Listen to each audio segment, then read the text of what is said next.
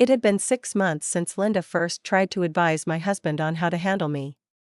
6 months since she hinted that I was too independent for a marriage.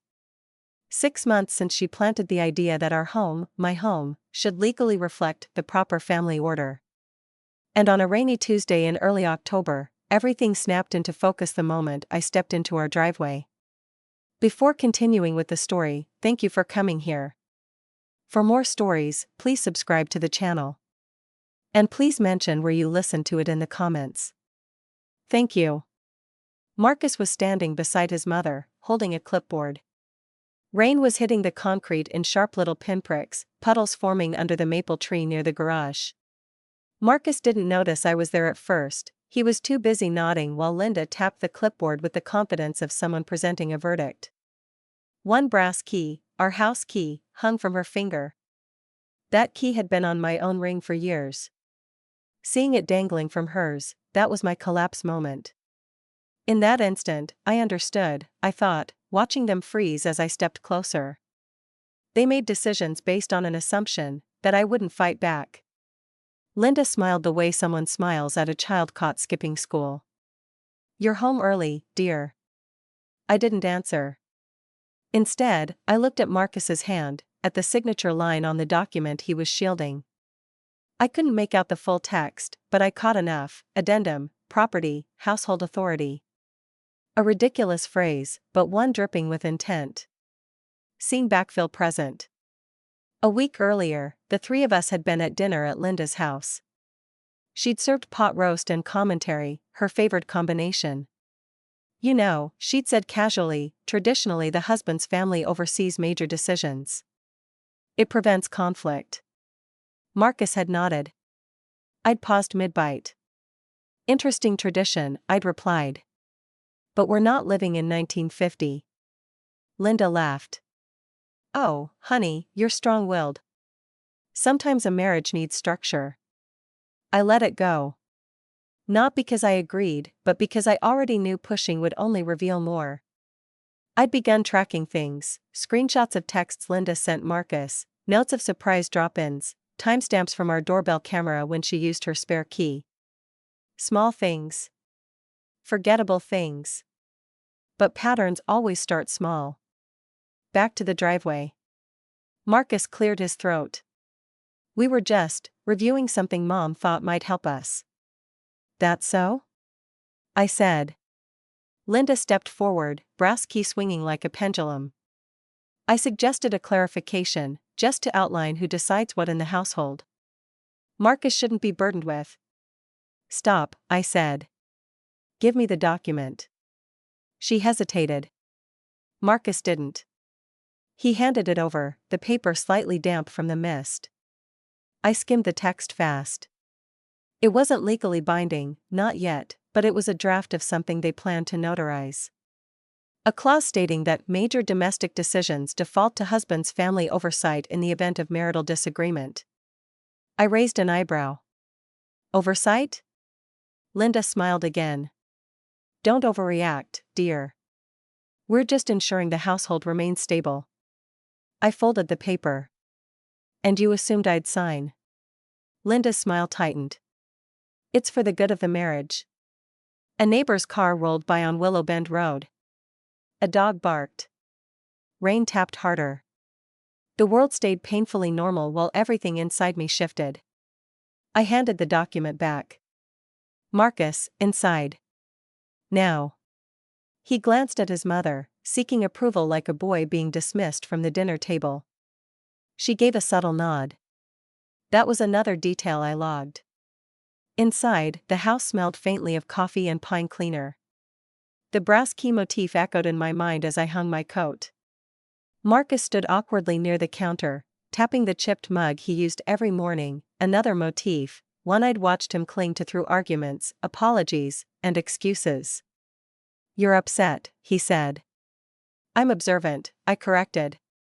"Very different things." He sighed. "Mom's only trying to help." "And you?" I asked. "What are you trying to do?" He rubbed his forehead.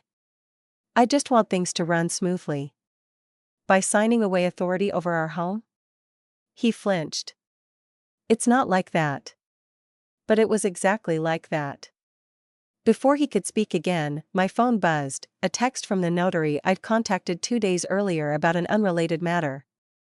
Except it wasn't unrelated anymore. It was the first step in the countermove I'd prepared long before this driveway stunt. I tucked the phone away. Marcus, we'll revisit this tonight. Until then, don't sign anything. He nodded, unsure. I walked past him, the brass key on my own ring brushing against my hip, a reminder of what was truly mine. As I headed upstairs, I thought, they assumed I'd break quietly. They had no idea what I was about to do next. Marcus didn't come upstairs for nearly an hour after that confrontation. I stayed in my office, the soft glow of the desk lamp reflecting off the polished walnut surface, my brass key resting beside my laptop like a silent witness. I wasn't shaking. I wasn't angry. I was calculating, slotting each recent moment into place like pieces of an unpleasant puzzle. By the time Marcus finally knocked on the doorframe, I already knew what he was going to say. "Mom wants to talk tonight," he murmured. "Of course she does," I replied, turning my chair slowly. She realized her timing was sloppy. He sank into the small guest chair across from my desk. It wobbled slightly, the right leg was loose, something I'd asked him to tighten 2 months ago. He'd forgotten, like he forgot anything that didn't involve his mother's comfort. "I don't want to fight," he said. "I just want to understand why you're being so intense about this." "This," I repeated. "As in, your mother drafting household authority agreements and dangling my house key on her finger like a prize?" He winced and looked away. Scene shift backfill. Linda had always insisted on having a key. For emergencies, she'd said. And Marcus had agreed before asking me. The first few months, she used it only for small things, dropping off soup when he had the flu, watering plants when we were out of town. Then it escalated. I had doorbell camera footage of her entering at 8:12 a.m. every other Thursday without notice. Timestamps didn't lie. She'd walk around, tidy things she had no business touching, leave notes about how a real home should feel. I had an entire folder titled 08-12 entries. Back to the office. "What did Mom do that was so awful?"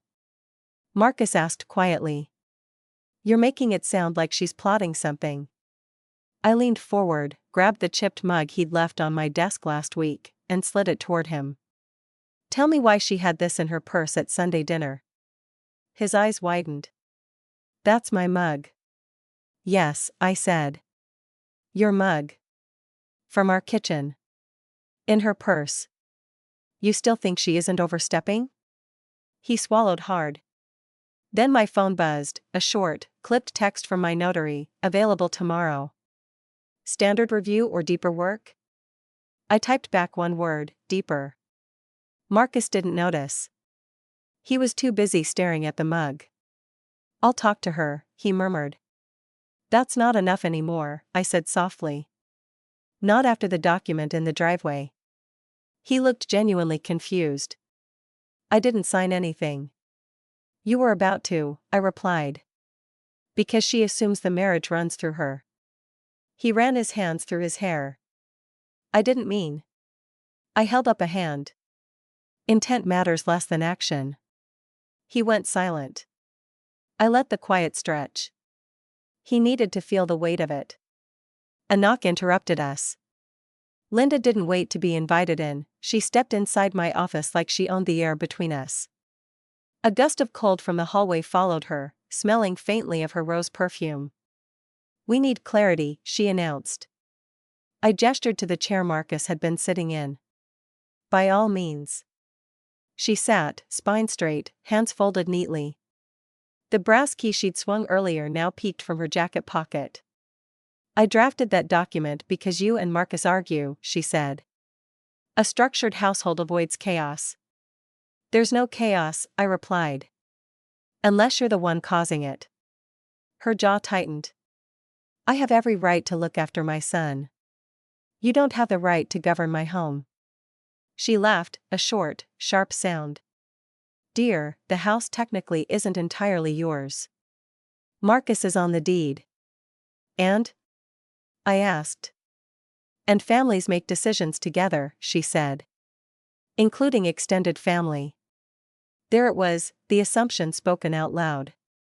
In that instant, I thought, she confirmed exactly what I suspected. She believed my marriage was her jurisdiction. Marcus shifted uncomfortably. Mom, maybe we should slow down. No, she snapped. Her eyes flicked to the side table, where an envelope sat, my property insurance renewal. Her gaze lingered a moment too long. That was another note for my mental log. I stood.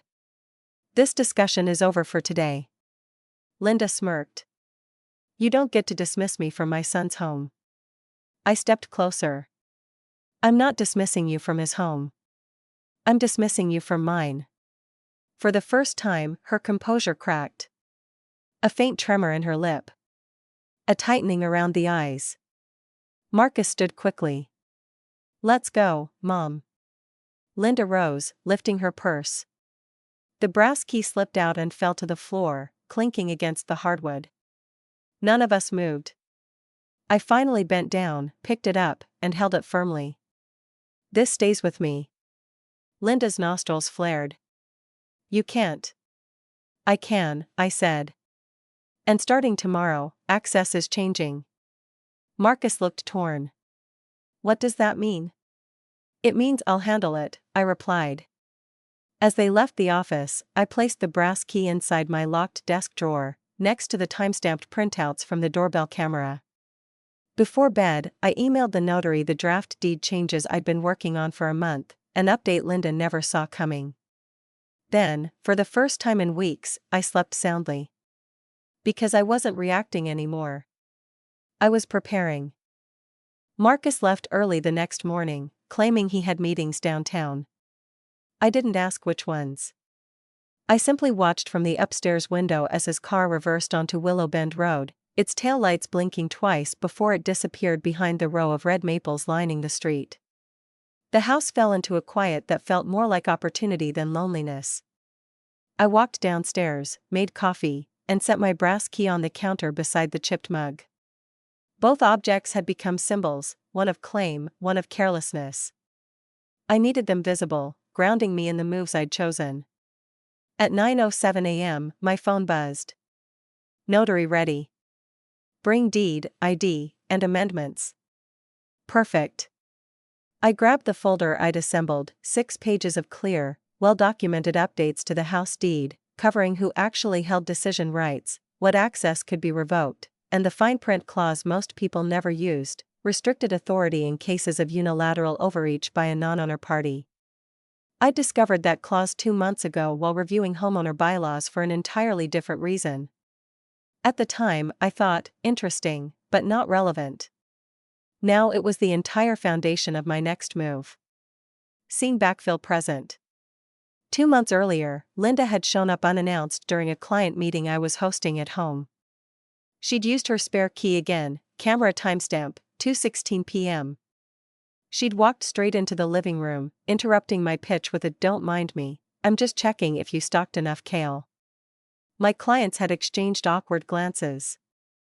Marcus had apologized, weakly, afterward. I didn't shout. I didn't cry. I simply researched. Quiet, methodical research. Because I understood one thing about people like Linda, they counted on emotion overshadowing strategy. Back to the morning. I drove to the notary's office, a small, beige brick building tucked between a dental clinic and a dry cleaner.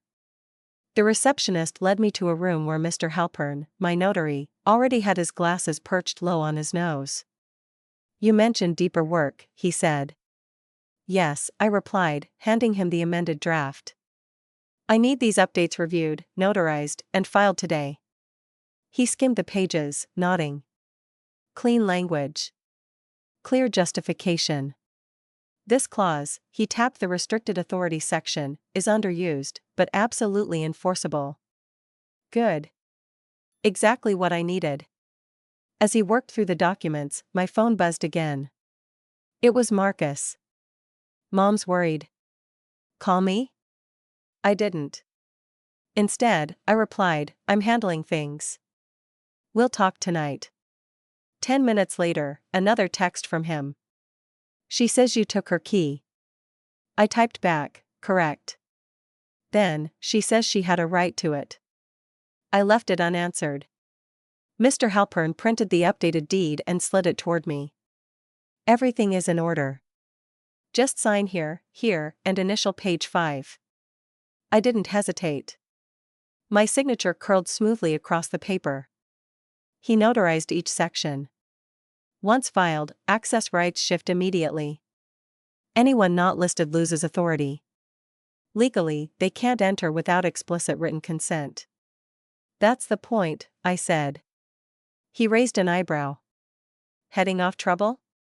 Redirecting it, I corrected. When I left the office, the air outside had a crisp bite, first hint of approaching winter. I took a slow breath, gripping the folder tightly. The deed changes were official. The foundation of our home had shifted to reflect reality, not Linda's fantasies. As I drove back, another scene formed in my mind, one from 3 days earlier. Marcus and I had been in the kitchen. Linda had called him, put on speaker by accident. I'd heard her voice, sharp and precise. She will never respect family order unless she's guided, she'd said. You're too gentle, Marcus. You need to establish authority. He'd murmured something about wanting peace. Linda had replied, peace comes from control. And in that instant, I realized she believed hierarchy was love. I believed boundaries were present. When I got home, I found Linda's SUV parked crookedly in our driveway, her rose perfume lingering in the air even before I stepped out of the car. She was on the porch, arms folded, an envelope in her hand. You took my key, she said. Yes, I replied, walking past her and unlocking the door with my own.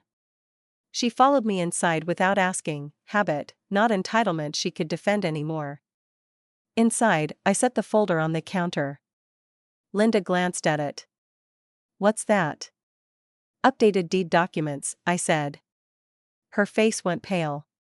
You changed the deed? Without Marcus? I met her eyes. I changed the deed because of Marcus. And because of you. Access is restricted now. You no longer have authority here. She scoffed. That's ridiculous. Marcus will reverse it. No, I said, calm and even. He won't. Because he didn't even know this clause existed. Her mouth opened, then closed. Marcus chose that moment to walk in through the garage door. His tie was askew, his expression tight. Mom called me, he said. What's going on? Linda stepped forward. She's trying to cut me out of your household decisions. I turned to him. She was never supposed to be in them. He looked at the folder, confusion crossing his face. You changed the deed? Yes, I said. Legally and correctly. Linda jabbed a finger toward me. You can't do this. We're his family. That's irrelevant, I said. This is my home. My ownership. And my right to protect it. Marcus rubbed his temples. Why didn't you tell me? I gestured to the chipped mug on the counter. Because every time I brought up boundaries, you handed them back to your mother. His shoulders slumped. Linda stepped between us. Marcus, tell her this is unacceptable. He inhaled slowly.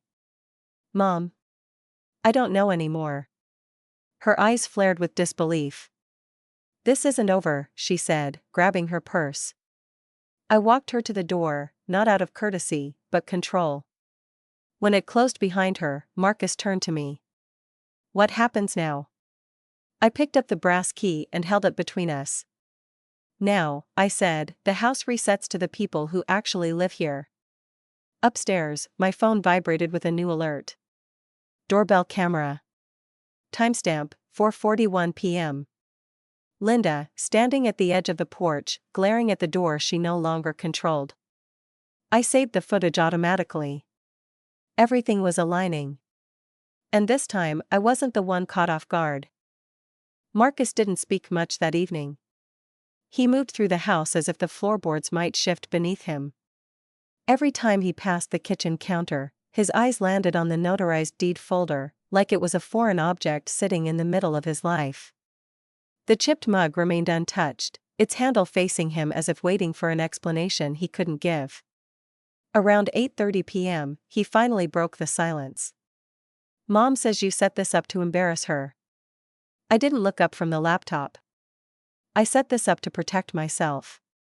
If she feels embarrassed, that's not intentional. It's simply accurate." He exhaled sharply. "You blindsided us." "No," I said, closing the computer gently. "I responded to months of boundary violations that you refused to address." He rubbed his forehead. "She's my mother. And I'm your wife," I replied evenly. "Which meant something to me, until I realized it meant significantly less to you." He flinched. A car drove by outside, headlights cutting across the living room wall. The shadows moved like a slow, predictable tide. The brass key glinted faintly where it lay beside the deed. I picked it up, rolling it between my fingers. Marcus stared at it. "I didn't know she had the key on her." "She's had it for months," I said. "She used it more than you think." He opened his mouth, but my phone buzzed before he could respond. Doorbell camera alert. I tapped the screen. Linda stood at the porch again. Marcus groaned. "Oh God. She doesn't accept the deed?" I asked. "She thinks you manipulated the system." "I followed it," I corrected. Another buzz, this time a text from Linda. "Open the door. I'm not leaving until we fix this." I set the phone down. "She can stay outside as long as she wants." Marcus started toward the hallway, but I stepped in front of him. "No," I said quietly. "She doesn't get access anymore. Not through you either." "What am I supposed to do?" he asked. "Nothing," I replied. "For once." He looked torn, but he stayed. Linda pounded on the door. "Marcus. Open this door right now." Her voice echoed through the entryway, but neither of us moved. Eventually the pounding stopped. Footsteps retreated.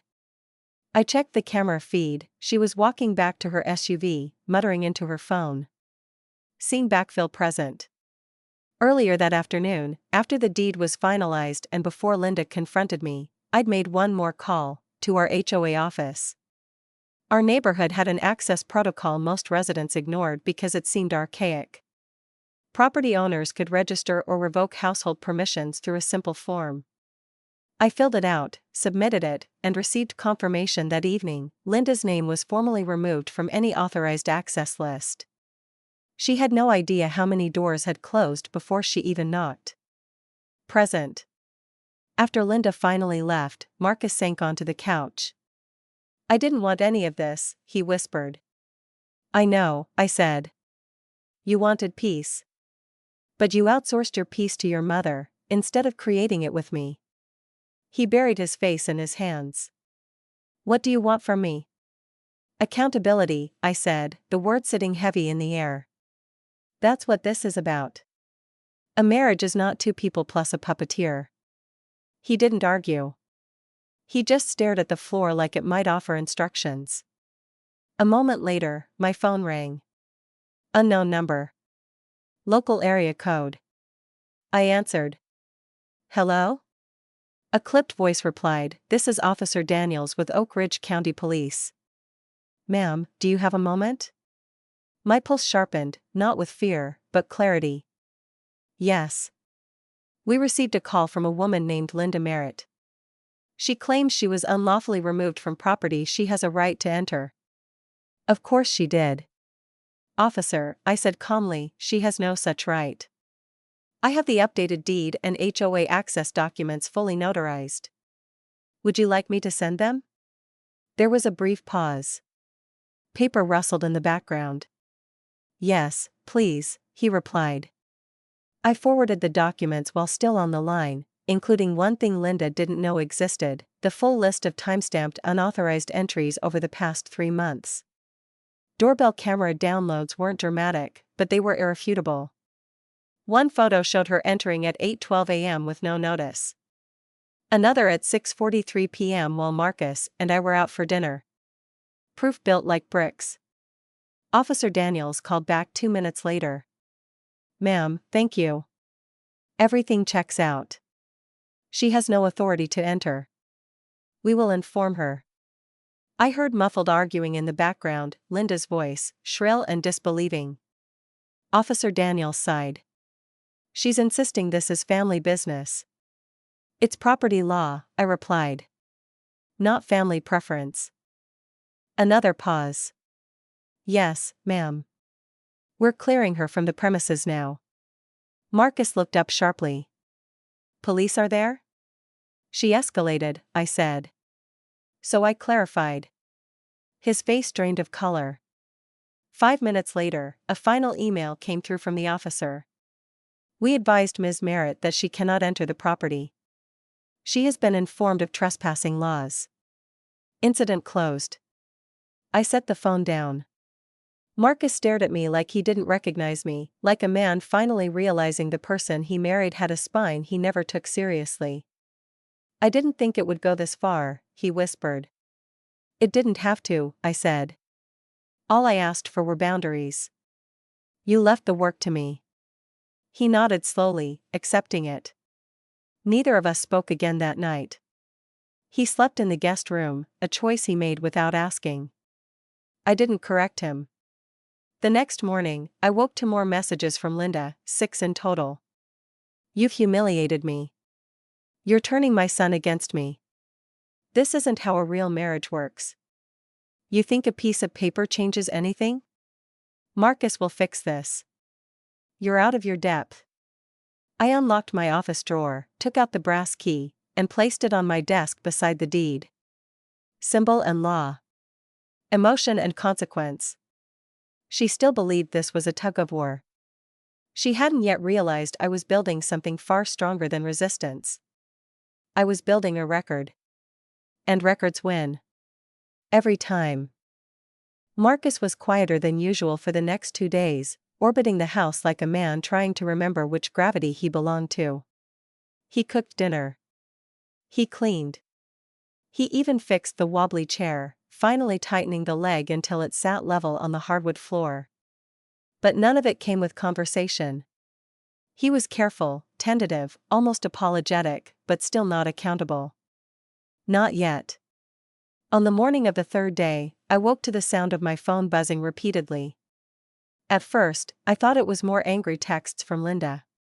But when I checked the screen, it was something else entirely. HOA notice, special meeting scheduled regarding property access dispute. Attendance requested. Attached was a brief summary. Homeowner Mrs. Merritt filed a complaint challenging the recent access restriction filed by her daughter-in-law. I sat up slowly. So Linda escalated again. Of course she did. Scene backfill present. Linda had always believed administrative systems were just suggestions. I'd seen her argue with holiday market organizers, PTA boards, restaurant hosts.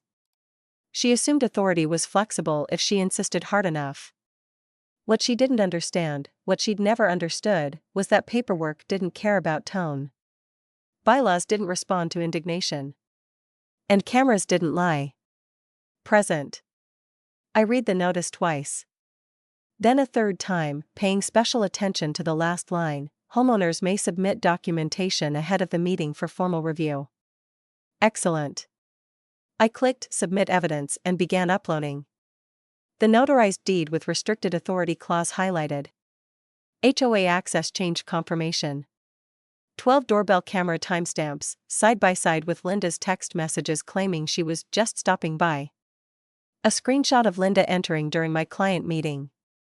Marcus's text from earlier in the week. She says you took her key. A brief statement summarizing the timeline. I uploaded everything but one item, the smallest piece in my file, yet the most decisive. A single feature many people didn't even use, the HOA's household permissions log, which tracked all active and revoked access profiles for each address. I'd printed mine the day I filed the changes. Linda's name had been officially removed before she called the police. That timestamp alone dismantled every argument she planned to make. I saved it for the meeting. Marcus wandered into the room, hair rumpled, still in sweatpants. "Why are you up so early?" "There's an HOA meeting," I said. "Your mother filed a dispute." He closed his eyes like the words physically struck him. "God. Mom, why?" "Because she still thinks she can overturn everything," I replied. He sat on the edge of the bed. "I don't want you to be dragged into this." I turned toward him fully. "Marcus, this is not something happening to me. This is something I'm handling." He lifted his head. "I know. You've handled everything. Maybe too well." I didn't react to that. His discomfort wasn't the metric I measured myself by. At 3 p.m., the HOA conference room filled with the usual mix of retirees, young families, and board members. Folding chairs, a coffee urn, laminated agendas. It looked harmless, almost dull, but these meetings shaped the rules that governed our neighborhood. And today, one of those rules would cut cleanly through every accusation Linda planned to hurl. She arrived right on time, wearing a teal blazer and indignation like perfume.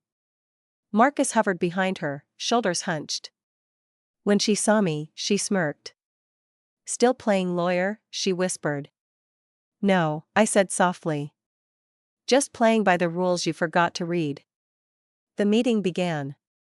Linda raised her hand before the chairperson even reached item 3. "I would like to address the wrongful removal of my household access." The chairperson nodded. "You may speak." She launched into a performance, teary indignation, wounded loyalty, accusations that I was isolating her son and misrepresenting the family agreement. Marcus stared at the floor. I didn't interrupt. Linda was digging her own rhetorical hole with impressive speed. When she finished, the chairperson turned to me. "Mrs. Collins? Your response?" I rose, placing a simple folder on the table. "This isn't an emotional dispute," I said. "It's a matter of documented access violations and property rights." I handed over the notarized deed. "This updated deed is legal, properly filed, and grants me full authority to restrict entry to protect the property." I handed over the camera timestamps. "These entries show repeated unscheduled access, without notification or consent." Murmurs spread through the room. Then I handed over the HOA access change confirmation. "This was approved 2 days before Mrs. Merritt called law enforcement." Linda shot to her feet. "Those are edited. She's twisting things." But I wasn't done. I withdrew the final page, the household permissions log. Printed, dated, timestamped by the HOA's own system. According to this, I continued, Mrs. Merritt's access profile was removed at 2:14 p.m. Her police report was filed at 4:41 p.m. She claimed she was being unlawfully barred from property she had rights to, but legally, she had no such rights hours before she made the call. The room went still. Even the coffee urn's slow drip seemed to pause. Linda sputtered. "This is absurd. I should have been notified." "You were," I said evenly. "When I took your key."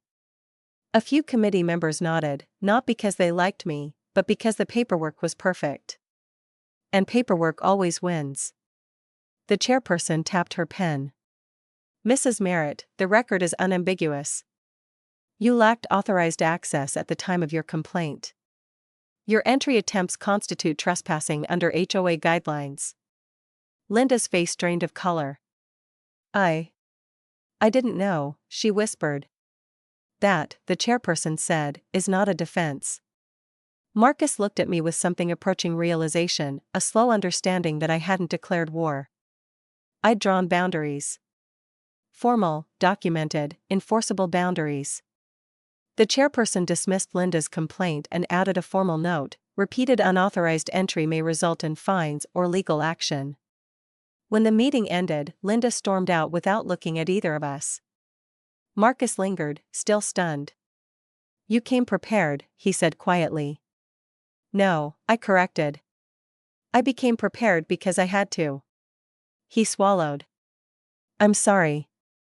It wasn't enough. Not yet. But it was the first time he'd said anything resembling accountability. As we walked to the parking lot, I felt the brass key inside my coat pocket, cool, weighty, mine. The sky was bruising into twilight, the streetlights humming to life. Marcus opened my car door, a small gesture from a man who'd just watched his mother's assumptions dissolve under timestamps and signatures. He hesitated. What happens now? I looked at him, steady and calm. Now, I said, I decide the terms. And you choose whether you can live with them. He didn't argue. Because for the first time, he understood. I wasn't acting out of spite. I was acting out of truth. And truth, when documented, doesn't bend. Marcus didn't come home that night. Not because he chose his mother, I would have recognized that posture instantly, but because he needed distance from the fallout. I let him have it. I didn't text. I didn't call. Silence is a mirror, and I wanted him to look at himself without my voice cushioning the edges. The next morning, I woke to a message from him. I need to talk. Can I come by? Not I'm coming home. Not we need to fix this. Just, can I come by? Permission. A small but unmistakable shift. I replied with a time and nothing else.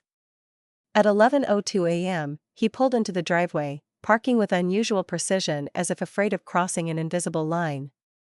He walked slowly up the path, hands in his pockets, shoulders curved inward.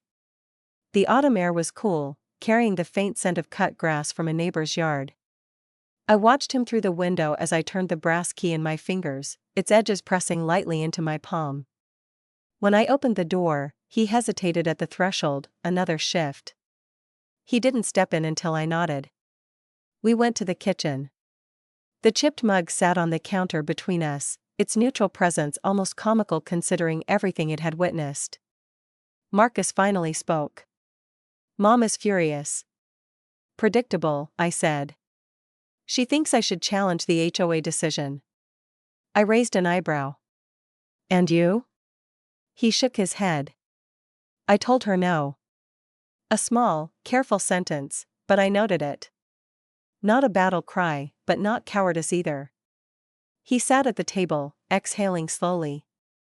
I didn't realize how much she was influencing things. I thought I was just keeping the peace. But seeing all the paperwork laid out, seeing that log, made me realize I'd been asleep at the wheel. You weren't asleep, I said. You were comfortable. There's a difference. He nodded, absorbing that. Then he looked at the brass key in my hand. I want to understand. I really do. But why did you go this far without warning me?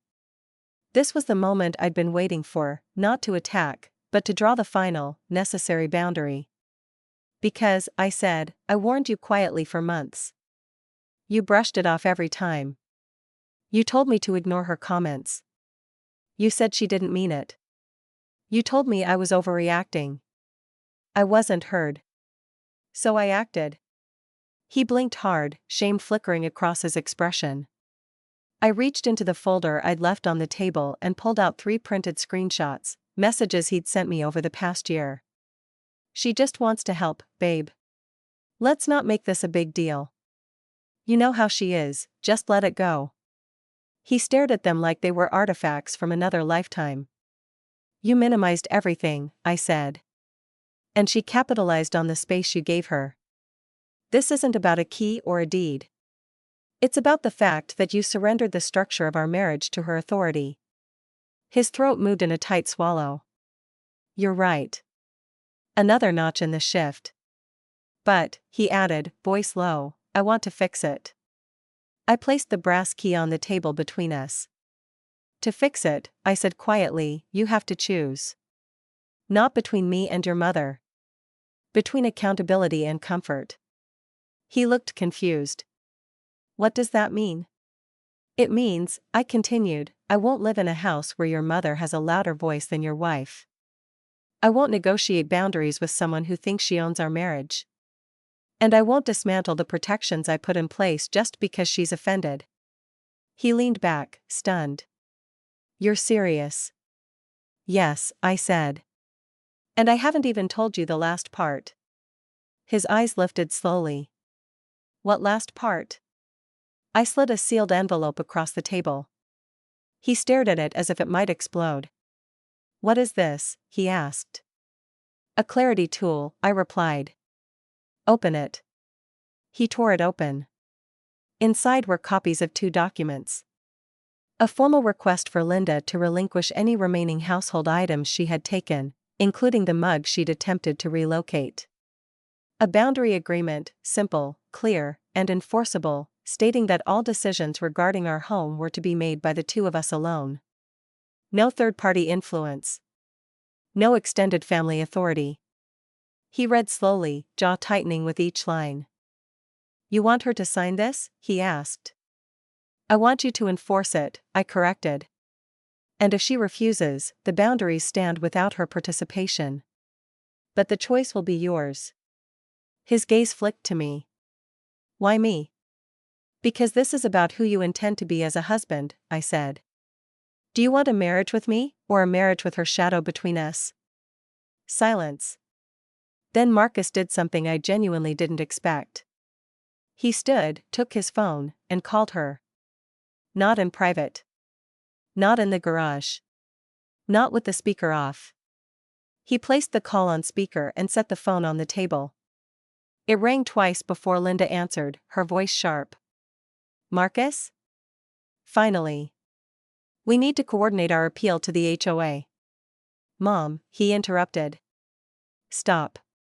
The word hit like a stone dropped in still water. Excuse me, she snapped. I'm done, he said. You don't run this house. You don't run our marriage. And you crossed every line.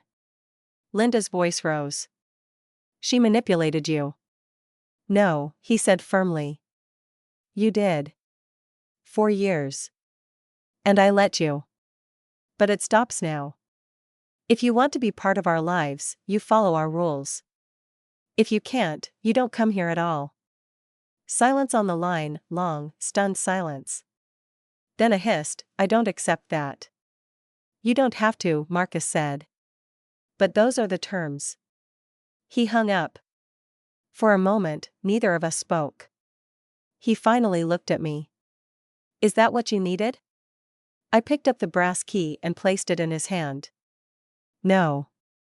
That was what you needed. What I needed was this.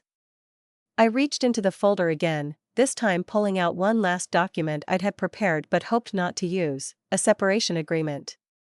Not a divorce. Just a step toward it if nothing changed. I slid it across the table. He stared at it, horrified. You were ready to leave? No, I said softly. I was ready to stop carrying the entire marriage alone. His shoulders dropped as if the truth was heavy, but freeing. I want to stay, he whispered. And I want to earn staying. For the first time in months, I believed him. Not because of emotion. Because of action. Because of the call he made in front of me, not behind my back. Because accountability had finally replaced comfort. He pushed the separation agreement back toward me, hands shaking. I want to rebuild this. Properly. Just you and me. I nodded once. Then we start with boundaries. And we start today. He exhaled, relieved. Okay. Later that night, he removed Linda's contact from the emergency access list on his phone. He blocked her from entering our digital calendars. He deleted her saved entry code from the garage keypad. He didn't do it for me. He did it because he finally saw the marriage he wanted to protect. And as I locked the front door, the brass key warm in my hand, one truth settled cleanly into place. They tried to control the marriage. But in the end, I took control of everything that mattered. Not by force. Not by threats. but by clarity, boundaries, and proof. Justice, in its calmest form.